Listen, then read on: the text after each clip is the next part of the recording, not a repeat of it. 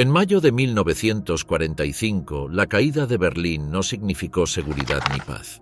Para miles de mujeres, el final de la guerra abrió un nuevo infierno. La derrota del Reich se mezcló con un castigo colectivo que desató abusos de una magnitud difícil de ocultar. Las calles en ruinas y los refugios subterráneos se transformaron en escenarios de miedo permanente. No había protección, no había autoridad. Lo que ocurrió en esas semanas dejó marcas que sobrevivieron a generaciones enteras y que rara vez fueron reconocidas en la memoria oficial de la guerra. ¿Hasta dónde llegó la violencia cuando ya no había ejército que las defendiera? ¿Qué revelan los registros médicos sobre el sufrimiento ocultado durante décadas? ¿Por qué este capítulo sigue siendo ignorado en la memoria oficial de la guerra? Berlín en agonía, la ciudad de las mujeres. En abril de 1945, Berlín había dejado de funcionar como capital. Tras años de bombardeos ininterrumpidos, la superficie urbana se encontraba devastada. Más de la mitad de los edificios presentaban daños graves y barrios enteros habían quedado reducidos a escombros que bloqueaban las arterias principales, obligando a la población a desplazarse por senderos improvisados entre ruinas. Los registros administrativos todavía activos mostraban que la mayoría de las viviendas habían sufrido algún tipo de destrucción. Una proporción considerable resultaba completamente inhabitable. El suministro de agua y electricidad había colapsado, con tuberías reventadas bajo montañas de escombros y centrales eléctricas destruidas. El alcantarillado permanecía bloqueado, saturado de restos y cadáveres.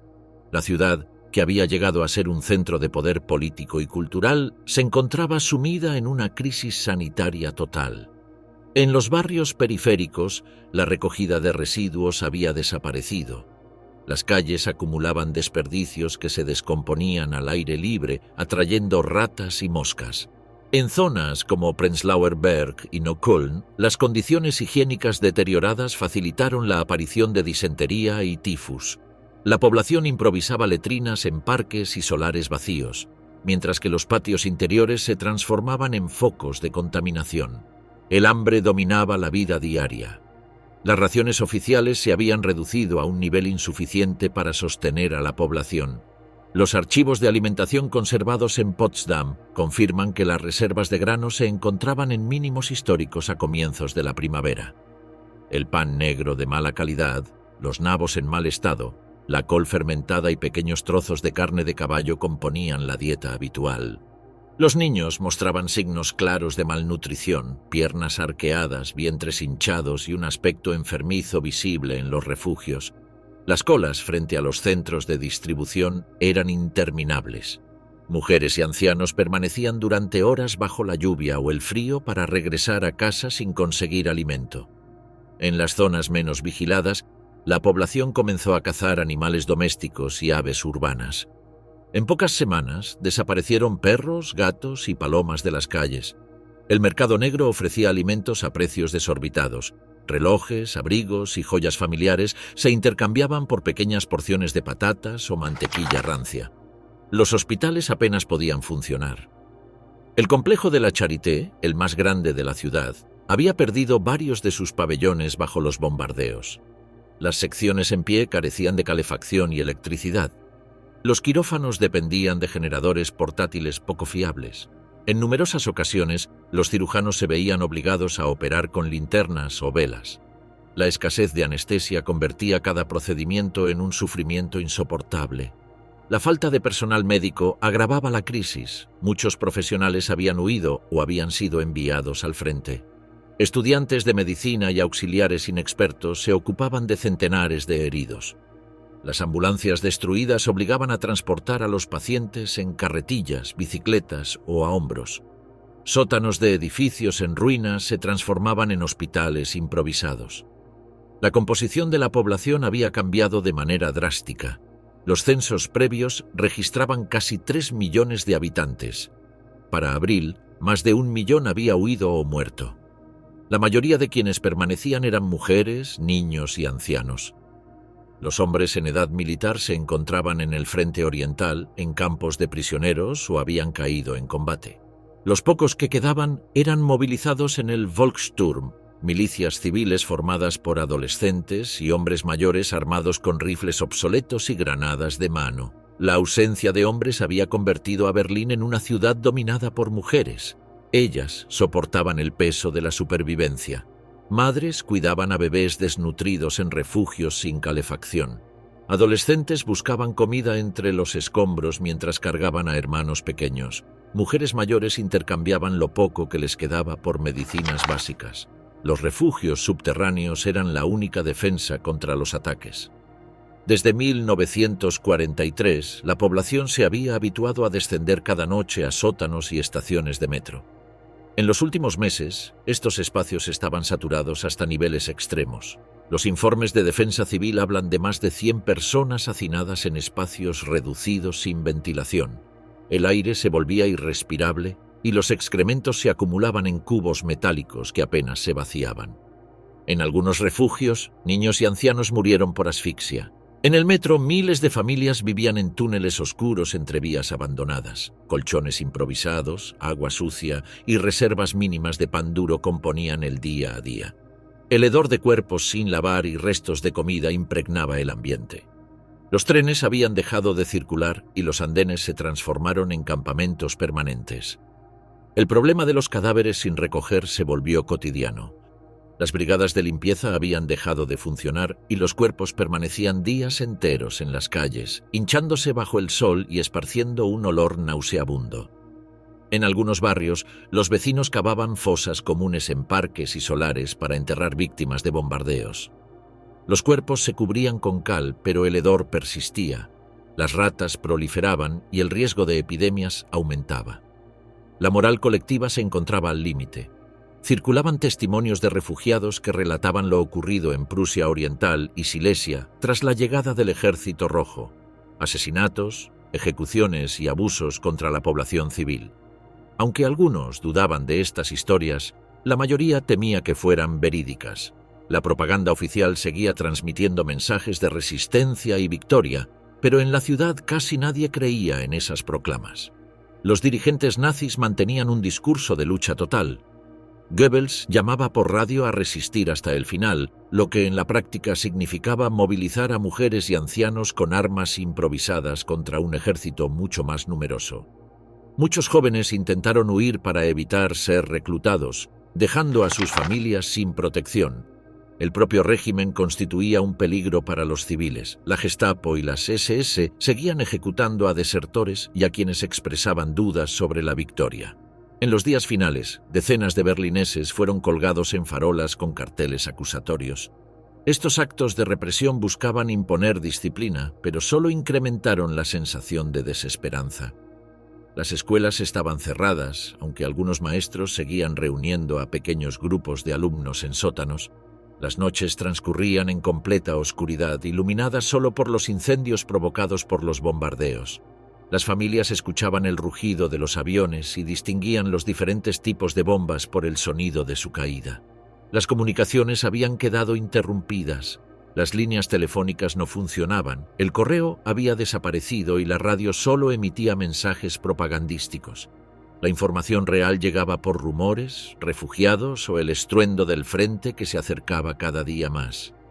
El 16 de abril había comenzado la ofensiva final soviética en las alturas de Shiloh, al este de la ciudad. 2 semanas después, la artillería soviética ya golpeaba los suburbios. El estruendo de los cañones era audible en todos los distritos. Berlín estaba completamente cercada, sin rutas de escape hacia el oeste. La población comprendía que la derrota era inevitable y que la ocupación se aproximaba con rapidez, aunque aún desconocía las formas concretas que ésta adoptaría. El asalto final de la guerra a la ocupación. El 16 de abril de 1945, las alturas de Shiloh se convirtieron en el escenario de la ofensiva definitiva del Ejército Rojo. A primera hora de la mañana, una concentración de artillería sin precedentes abrió fuego sobre las posiciones alemanas. Miles de cañones, morteros y lanzacohetes dispararon de manera simultánea durante horas, creando un frente de destrucción que se extendía a lo largo de decenas de kilómetros. El impacto de aquel bombardeo fue tan intenso que el estruendo alcanzó a la propia Berlín, situada a considerable distancia del lugar de la batalla. Las posiciones defensivas alemanas estaban ocupadas por restos de divisiones agotadas, unidades improvisadas del Volkssturm y jóvenes reclutas sin experiencia. Contaban con algunos blindados de los modelos más avanzados, pero carecían de combustible y munición suficiente.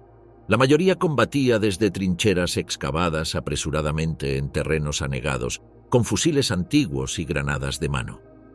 El contraste con el poder artillero soviético hacía evidente que aquellas defensas no resistirían mucho tiempo. Tras varios días de combates en torno al río Oder, las formaciones soviéticas bajo el mando de Zhukov y Konev consiguieron penetrar las líneas enemigas.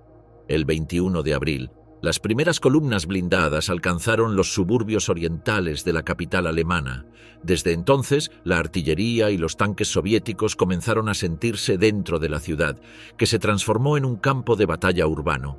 El avance hacia el centro se llevó a cabo con tácticas específicas para la guerra en ciudades. Cada calle, cada intersección y cada edificio se convirtió en un objetivo militar. Los defensores alemanes, formados por restos de la Wehrmacht, unidades de las Waffen, SS y milicias locales, utilizaron los escombros como fortificaciones. Se levantaron barricadas con adoquines y restos de edificios derruidos. Se volaron puentes y se convirtieron los apartamentos en posiciones fortificadas, con francotiradores en los pisos superiores y piezas ligeras en sótanos. La lucha fue de desgaste extremo. Francotiradores disparaban desde ventanas semiderruidas, mientras equipos de Panzerfaust atacaban a corta distancia a los tanques soviéticos. Estos ataques eran respondidos con fuego masivo que arrasaba las posiciones alemanas.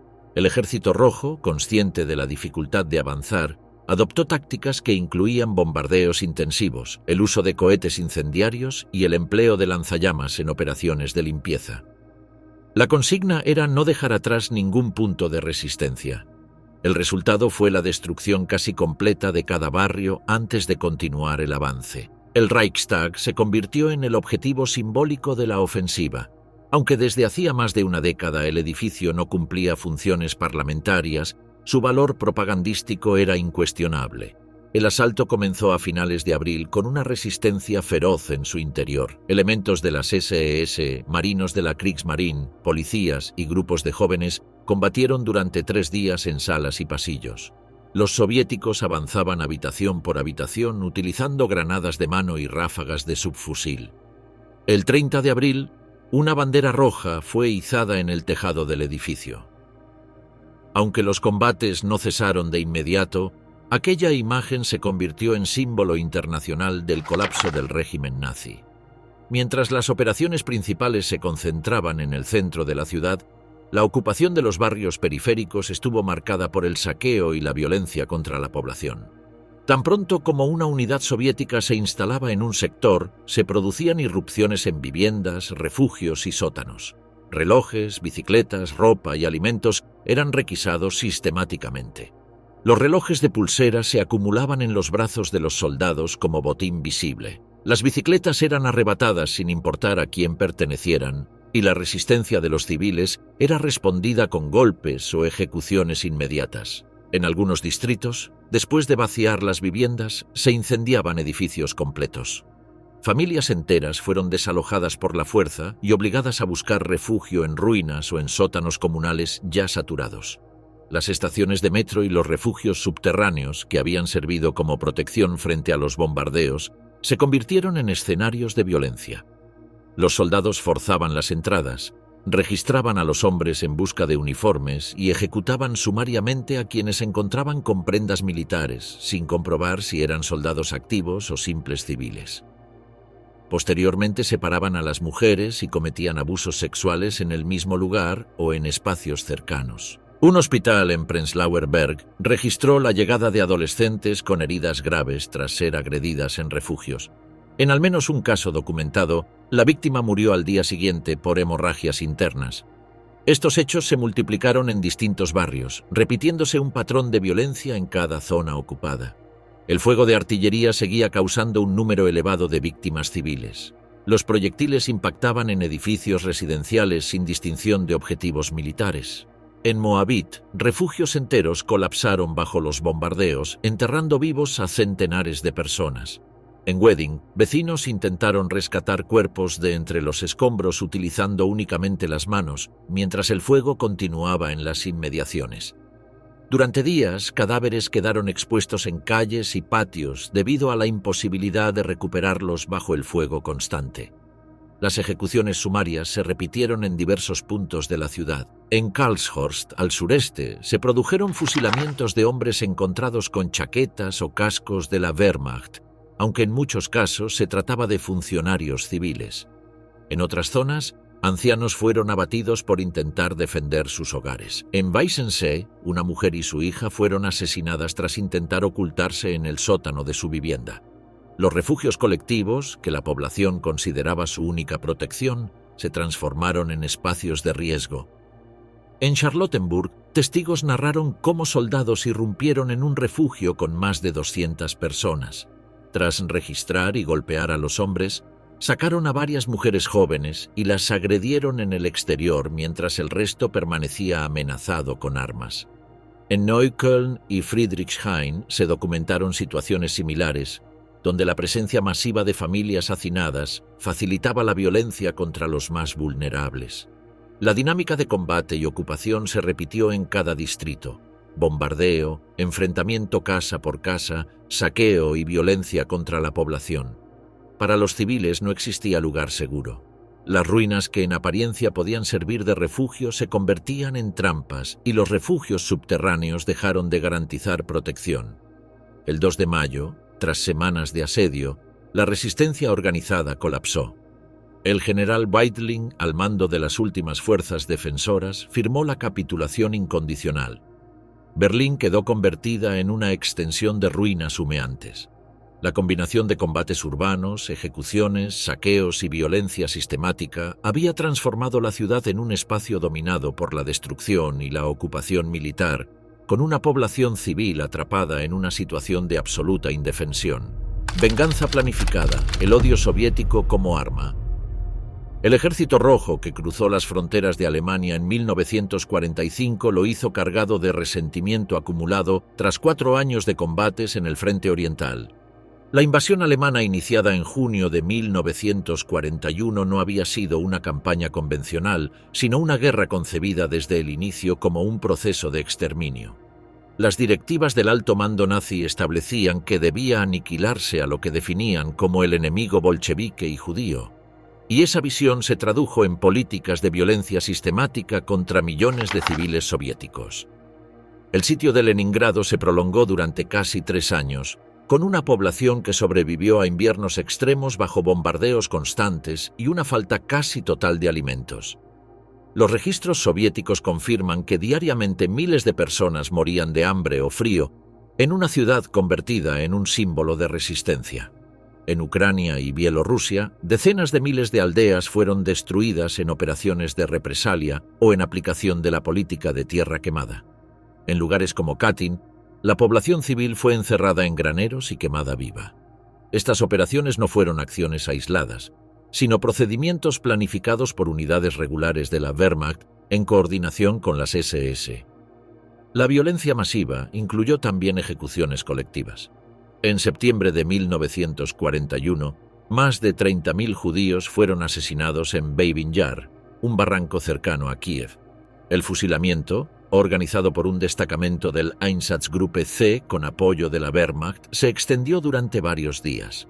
Las víctimas fueron obligadas a desnudarse antes de ser conducidas a los bordes del barranco y ejecutadas en grupos sucesivos. Durante meses, ese mismo lugar siguió siendo escenario de matanzas. El trato a los prisioneros de guerra soviéticos reflejó la misma política de exterminio. Documentos del mando alemán establecían que no debían recibir las protecciones habituales.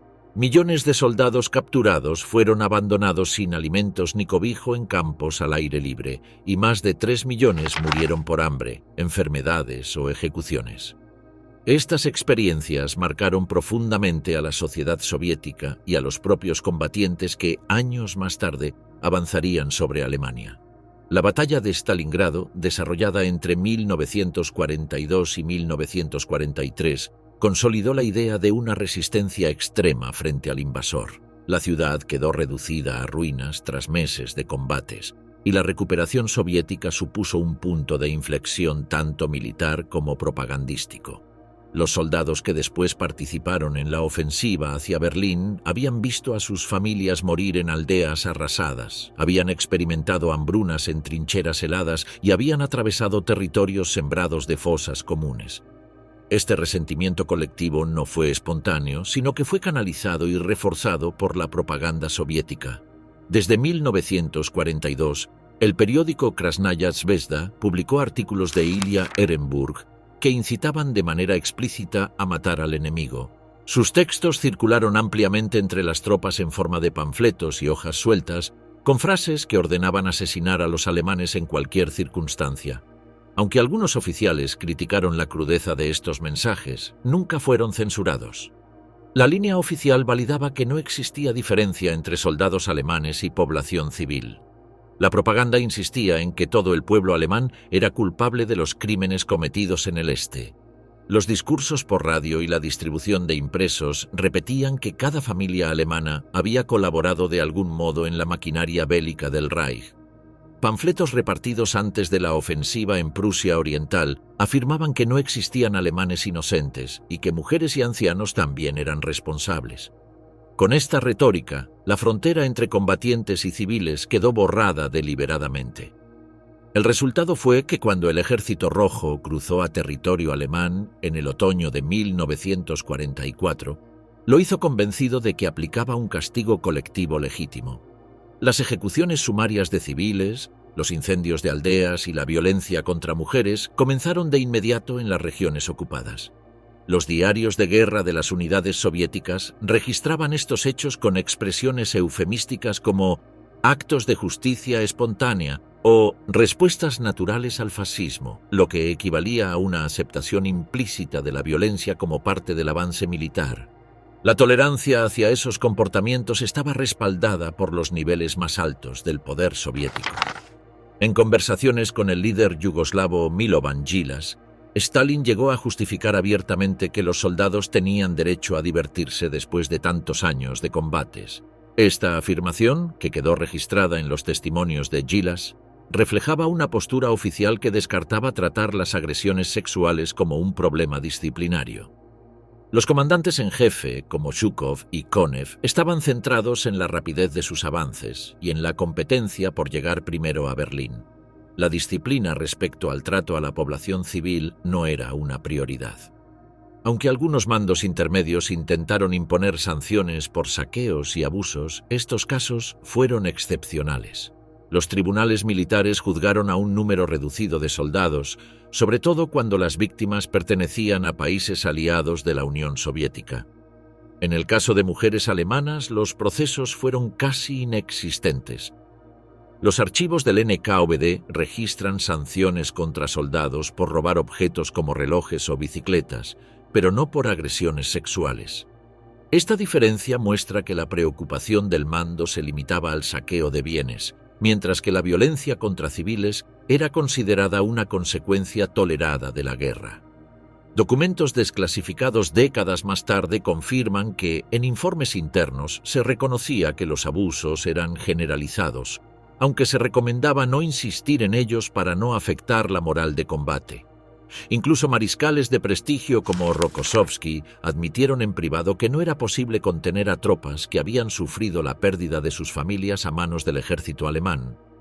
Declaraciones como estas evidencian que el alto mando aceptaba la violencia contra civiles como un efecto inevitable. Los informes remitidos a Moscú describían los abusos como incidentes aislados, sin reflejar su carácter masivo. Un documento fechado en mayo de 1945 afirmaba que la conducta de las tropas era ejemplar considerando las circunstancias del combate, lo que demuestra la minimización sistemática de los hechos. La combinación de odio acumulado, propaganda orientada a la venganza y tolerancia desde el poder político y militar creó un contexto donde los crímenes contra civiles alemanes fueron normalizados. Los soldados soviéticos actuaban convencidos de que ejecutaban una justicia histórica y la ausencia de sanciones oficiales consolidaba esa percepción. El discurso de Ehrenburg, las declaraciones de Stalin y la permisividad del mando convirtieron la violencia en un componente integrado de la ofensiva, sin que fuera percibida como una desviación del objetivo militar. La cacería nocturna. Violaciones en masa. Tras la rendición de Berlín el 2 de mayo de 1945, la violencia contra la población civil no terminó con el silencio de las armas. A los combates siguió un patrón de abusos generalizados, entre ellos agresiones sexuales cometidas de forma masiva por soldados del Ejército Rojo contra mujeres de todas las edades. Los ataques tuvieron lugar en refugios, viviendas privadas, sótanos y calles de distintos distritos, y afectaron a decenas de miles de víctimas en las primeras semanas de la ocupación. Durante las noches se estableció una dinámica repetitiva. Grupos de soldados, con frecuencia en estado de embriaguez tras saquear bodegas y depósitos de licores, recorrían barrios enteros en busca de mujeres. Los refugios subterráneos que habían servido de protección durante los bombardeos se convirtieron en blancos habituales. Las puertas eran forzadas a golpes o con explosivos, y una vez dentro los hombres eran golpeados o reducidos mientras las mujeres eran seleccionadas para ser agredidas en el mismo lugar o arrastradas al exterior. Los testimonios reflejan que la violencia se desarrollaba de forma abierta, sin importar la presencia de niños, ancianos o familiares. El diario anónimo conocido como Una mujer en Berlín, escrito por una periodista residente en la ciudad, describe cómo grupos de soldados irrumpían noche tras noche en los sótanos donde se refugiaban decenas de personas. Las mujeres eran violadas repetidamente en cuestión de horas, algunas hasta una veintena de veces en pocos días. La autora relató los intentos desesperados de disimular la condición femenina cortándose el cabello, cubriéndose de hollín o vistiendo ropas masculinas, sin lograr evitar los ataques. Los hospitales registraron las consecuencias inmediatas. El complejo de la Charité documentó un incremento abrupto de pacientes con lesiones internas graves, hemorragias y traumatismos asociados a agresiones sexuales múltiples. Con personal reducido y recursos escasos, los médicos atendían a adolescentes con desgarros que requerían cirugía urgente y a mujeres ancianas con lesiones fatales. Un informe de Prenzlauer Berg del 12 de mayo consignaba más de 30 pacientes en un solo día, 5 de las cuales murieron en las siguientes 48 horas. La Cruz Roja Internacional recogió testimonios y observaciones durante una visita en julio de 1945. Sus informes señalaban que las víctimas en Berlín podían contarse por decenas de miles, aunque advertían que muchas mujeres no acudían a los centros médicos por miedo, vergüenza o simple imposibilidad de desplazarse en una ciudad devastada. La violencia no distinguía edad. Se registraron casos de niñas menores de 14 años y de mujeres ancianas atacadas por grupos de soldados. Un médico berlinés relató la muerte de una viuda de 72 años que falleció a los pocos días por infecciones derivadas de la agresión. Otro caso documentado por periodistas internacionales describía a una niña de 13 años que murió por hemorragias internas tras ser violada. Estos episodios reflejan la ausencia de límites en la selección de víctimas. La repetición era otro elemento central. Muchas mujeres eran atacadas por varios soldados en sucesión y después volvían a ser agredidas en noches posteriores por otros grupos. Esta dinámica estableció un clima de terror continuo. Ante la imposibilidad de evitar las incursiones, algunas optaron por establecer vínculos forzados con un oficial soviético en particular, buscando protección frente a ataques colectivos. El propio diario Una mujer en Berlín recoge la frase: «Es mejor un ruso fijo que media docena cada noche», reflejo de esa estrategia desesperada de supervivencia. Los refugios comunitarios se convirtieron en escenarios especialmente vulnerables. En Neukölln, un grupo de soldados entró en un sótano con más de 200 personas, golpeó a los hombres presentes y se llevó a varias mujeres para violarlas en la calle. En Pankow se documentó la agresión simultánea a una madre y su hija adolescente delante de familiares que no pudieron intervenir.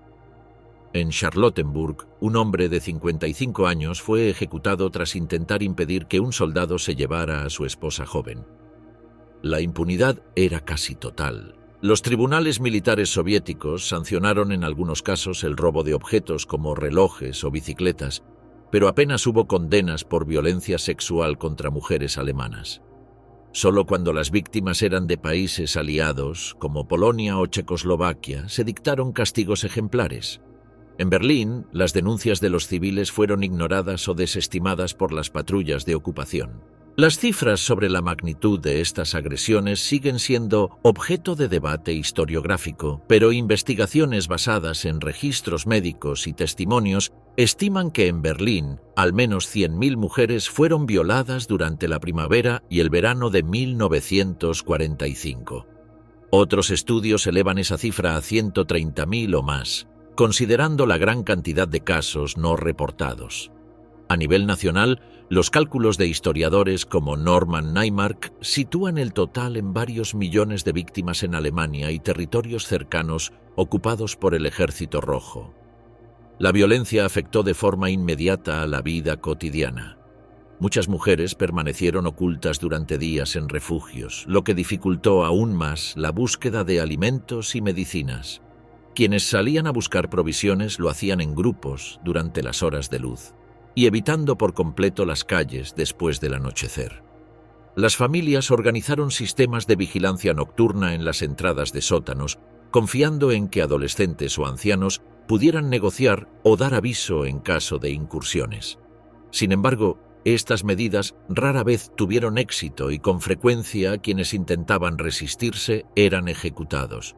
Los documentos recopilados por médicos berlineses incluyen testimonios de padres y esposos abatidos tras intentar proteger a sus hijas o esposas.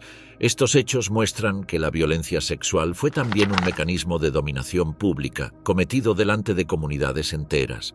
No se trataba de actos aislados, sino de prácticas colectivas visibles que transformaron el miedo sexual en un componente diario de la ocupación. El consumo masivo de alcohol intensificó el fenómeno. Bodegas y destilerías fueron saqueadas inmediatamente después de la caída de la ciudad.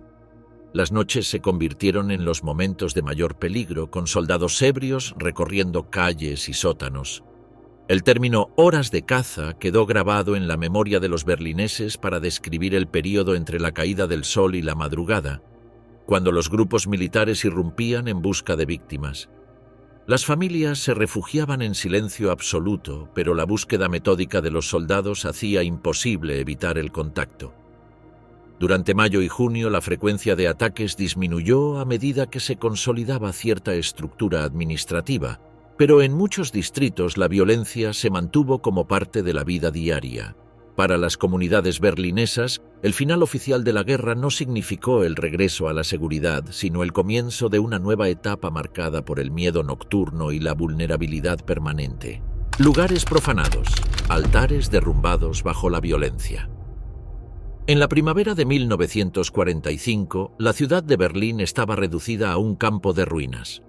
Cada edificio que seguía en pie se convirtió en un refugio potencial para la población civil.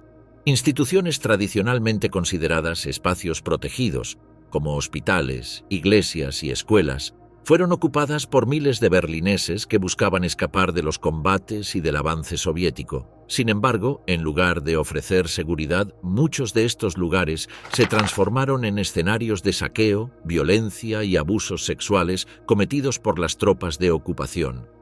Los hospitales ya se encontraban en colapso antes de la llegada del Ejército Rojo. Semanas de bombardeos habían saturado las instalaciones con heridos de guerra, civiles atrapados en derrumbes y víctimas de ataques aéreos. Tras el 2 de mayo, la situación se agravó con la llegada masiva de mujeres que habían sufrido agresiones sexuales. El Hospital Universitario de la Charité, el más grande de la capital, registró un aumento dramático de pacientes con lesiones internas, fracturas múltiples y traumatismos severos. Los médicos carecían de anestesia, antibióticos y material quirúrgico, lo que provocaba que muchas murieran pocas horas después de su ingreso. El doctor Walter von Bayer describió en sus notas médicas la llegada diaria de adolescentes y mujeres mayores con heridas que calificaba como irreparables. Sus registros mencionan desgarros internos tan graves que requerían cirugías reconstructivas imposibles en las condiciones existentes.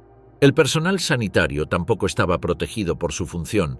Enfermeras fueron atacadas en los propios hospitales, como ocurrió en Prenzlauer Berg, donde soldados irrumpieron de madrugada, golpearon a pacientes que intentaron intervenir y violaron a 4 enfermeras en salas contiguas. Situaciones similares se repitieron en Moabit y Friedrichshain, donde médicos y cirujanos fueron obligados a presenciar abusos sin poder impedirlos. Los informes internos de estos hospitales muestran que, durante la primera quincena de mayo, más de la mitad de los ingresos femeninos estaban relacionados con violencia sexual. Los médicos tuvieron que combinar el tratamiento de heridas de guerra con infecciones venéreas, embarazos forzados y traumatismos graves. Los conventos católicos y protestantes, que habían abierto sus puertas para acoger refugiados, también fueron blanco de redadas. En Pankow, soldados irrumpieron en un convento con más de 40 mujeres civiles y religiosas, golpearon a las presentes y las violaron sin distinción. Testimonios parroquiales describen la destrucción de altares, la profanación de objetos litúrgicos y el consumo de vino de misa antes de las agresiones. En Neukölln se documentó un ataque similar contra un convento femenino. Los soldados destrozaron crucifijos y atacaron a las religiosas en la propia capilla. Incluso mujeres de edad avanzada fueron víctimas. Una monja de 65 años relató haber sido violada junto con 3 compañeras, mientras en Lankwitz varias religiosas contrajeron sífilis y murieron meses después sin tratamiento.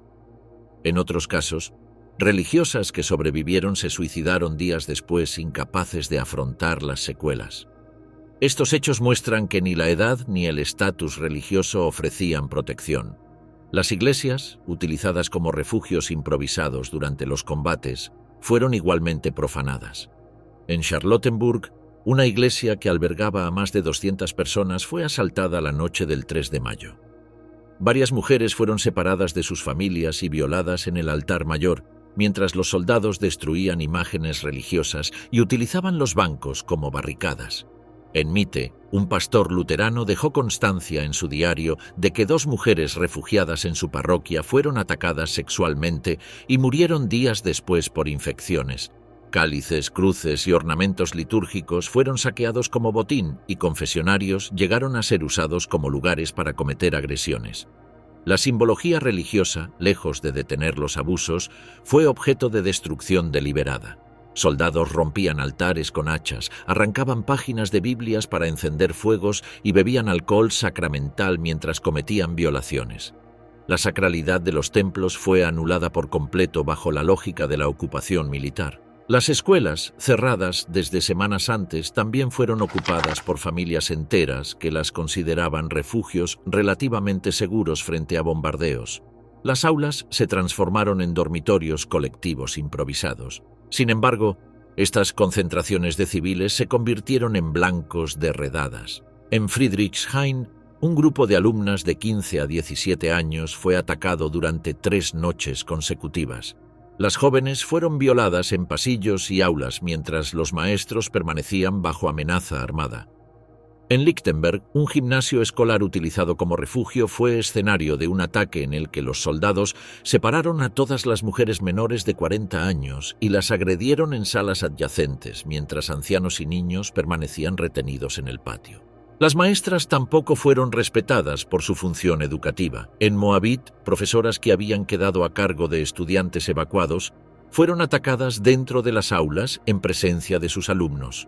El hospital St. Hedwig, administrado por religiosas, sufrió un episodio especialmente grave cuando soldados irrumpieron en salas de maternidad.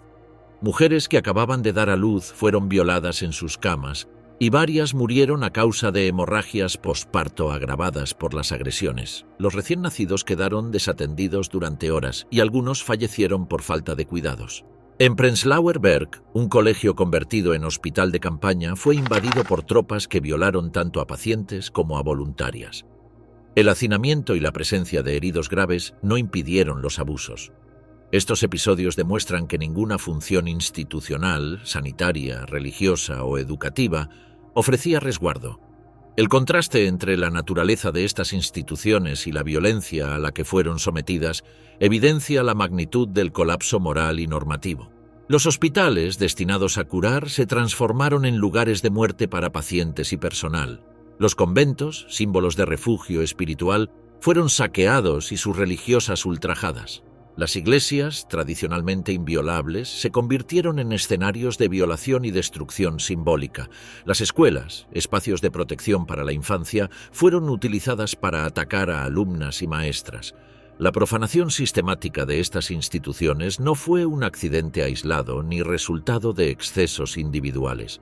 Formó parte del mismo patrón de violencia observado en viviendas, refugios y calles de Berlín.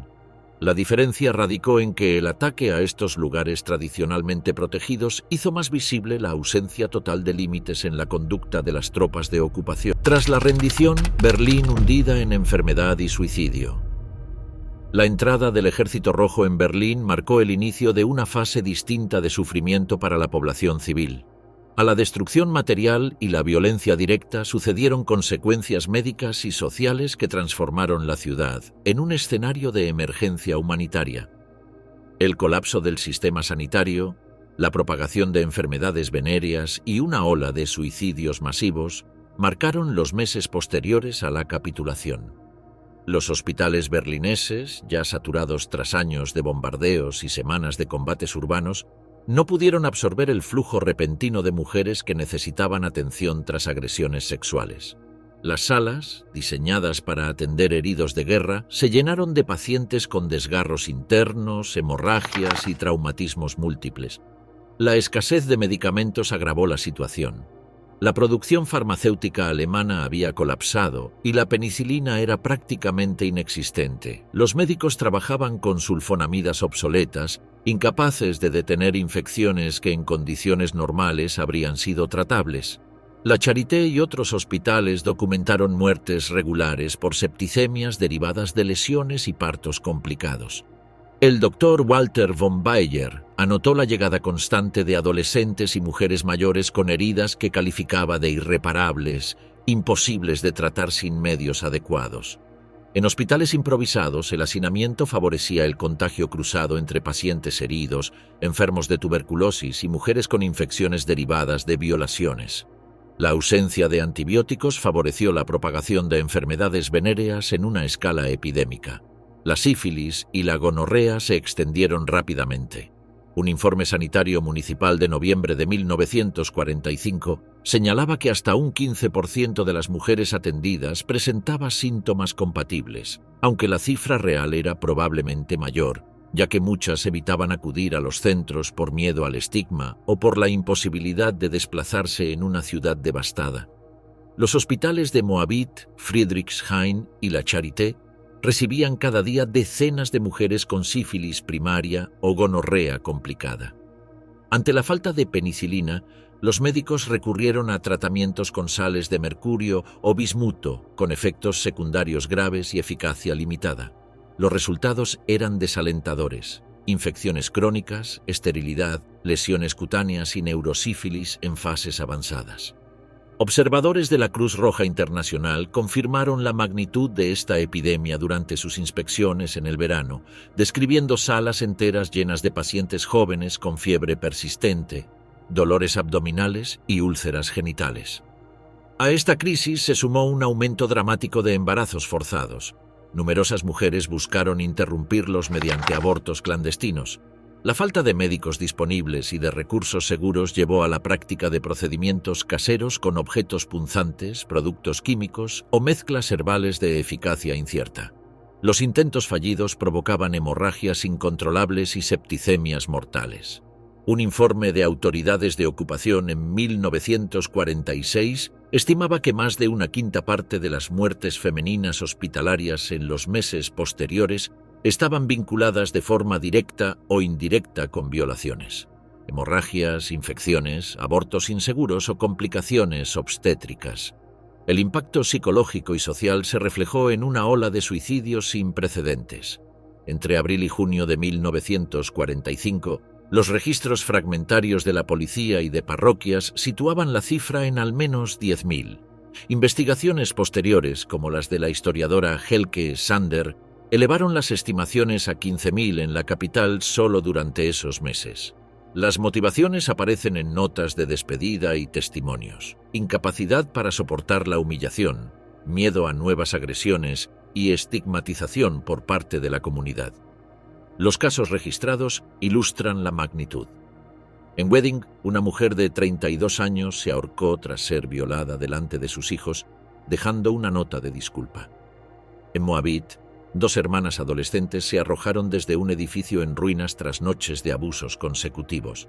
En Neukölln, las autoridades de ocupación recogían cuerpos casi a diario en el canal Landwehr. En Charlottenburg, una madre y su hija adolescente se suicidaron juntas en su vivienda. En Pankow, una anciana de 70 años ingirió veneno para ratas tras haber sido atacada la noche anterior. Los hospitales también se convirtieron en lugares de suicidio. En Charlottenburg, un médico registró el caso de una joven de 18 años que, tras enterarse de que estaba embarazada como consecuencia de una violación colectiva, se arrojó desde una ventana del hospital donde estaba internada. En Friedrichshain y Prenzlauer Berg se documentaron suicidios colectivos de mujeres incapaces de afrontar las secuelas de los abusos. Los métodos reflejaban la desesperación y la precariedad: ahorcamientos con sábanas o cinturones, ingestión de productos de limpieza o pesticidas, saltos desde edificios en ruinas. Estos patrones se repitieron en todos los distritos, convertidos en un fenómeno masivo en cuestión de semanas. Los centros improvisados en colegios, sótanos y refugios también fueron testigos de la tragedia. En Prenzlauer Berg, un colegio habilitado como hospital de emergencia atendía a decenas de mujeres en estado crítico. Sin recursos, los médicos apenas podían ofrecer analgésicos y vendajes improvisados. Varias murieron en pocas horas por falta de cirugía adecuada. En Lichtenberg, un refugio reconvertido en clínica recibió pacientes con enfermedades venéreas sin posibilidad de tratamiento, descrito por un trabajador sanitario como un depósito de enfermas donde la mortalidad era constante. El deterioro de las condiciones de vida agravó la situación. Muchas mujeres se negaron a salir de sus refugios por miedo a nuevos ataques, lo que incrementó el hambre y la falta de acceso a cuidados. La vergüenza social y el rechazo comunitario profundizaron el aislamiento. Registros de parroquias luteranas muestran casos de mujeres rechazadas por sus propias comunidades religiosas, consideradas contaminadas tras las agresiones. Este estigma, sumado a la violencia física y a la ausencia de apoyo, aumentó el número de suicidios. La suma de infecciones, embarazos forzados, abortos inseguros y suicidios masivos convirtió la derrota militar en un colapso humano que se extendió durante meses después del fin de la guerra.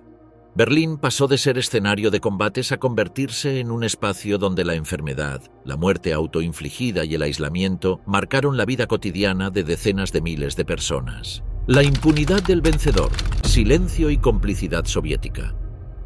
Tras la capitulación de Berlín, la magnitud de los abusos cometidos por el Ejército Rojo obligó a algunos oficiales soviéticos a intentar imponer medidas disciplinarias. Sin embargo, estos intentos fueron excepcionales y sin continuidad. La mayoría de los mandos optó por ignorar la violencia, participar directamente en ella o tolerarla como parte natural de la ocupación. Las declaraciones de Stalin y la censura sistemática de los informes remitidos a Moscú consolidaron un clima de impunidad que aseguró que millones de crímenes quedaran fuera de cualquier sanción.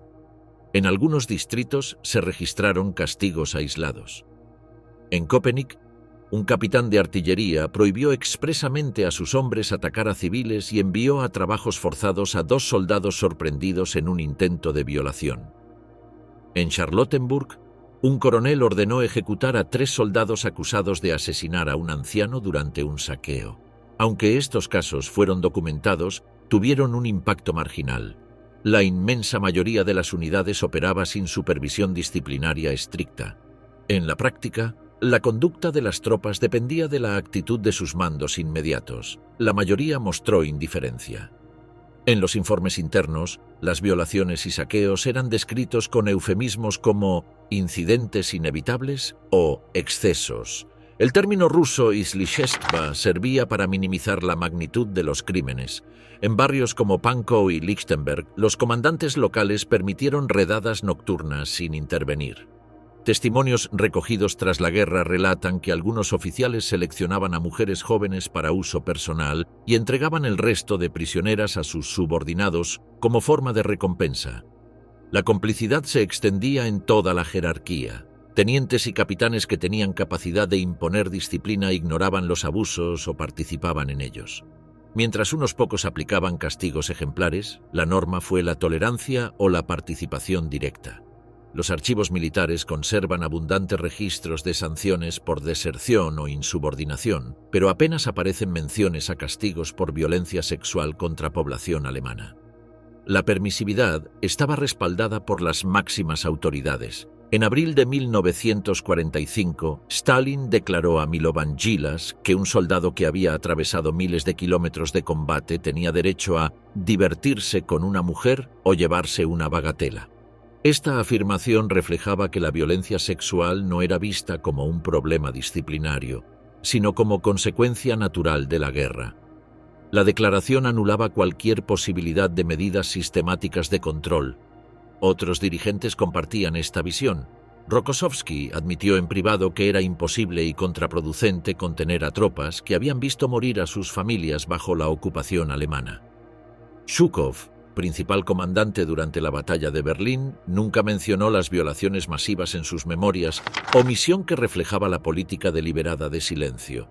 La ausencia de condena pública fue entendida por los soldados como aprobación tácita. Los informes enviados a Moscú fueron manipulados para ocultar la magnitud de los crímenes. Documentos desclasificados en los años 90 muestran que las violaciones y saqueos se describían como casos aislados de comportamiento inadecuado. Un informe remitido al NKVD en mayo de 1945 reconocía algunos actos de indisciplina, pero evitaba cifras y detalles. Las denuncias internas más precisas fueron corregidas con instrucciones explícitas de no dañar la moral del ejército. La prensa soviética reforzó este silencio. Publicaciones militares como Krasnaya Zvezda y periódicos civiles como Pravda presentaron al Ejército Rojo como liberador heroico, sin mencionar abusos.